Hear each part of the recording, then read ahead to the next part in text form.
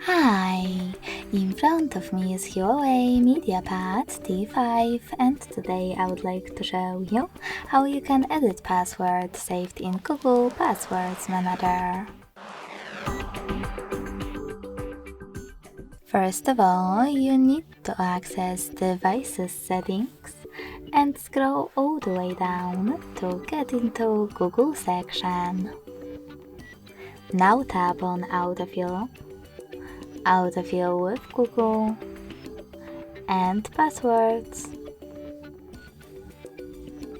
Following that, if you wish to edit one of your passwords, tap on the chosen one, enter your current login method, and tap on Edit button located right next to the delayed one.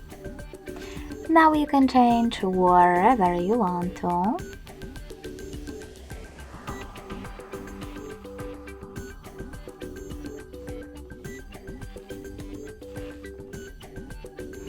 And when you're done, select Save at the top right corner. As you can see, after that, my password has changed.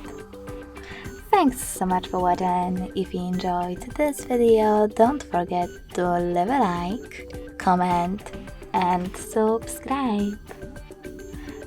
Bye!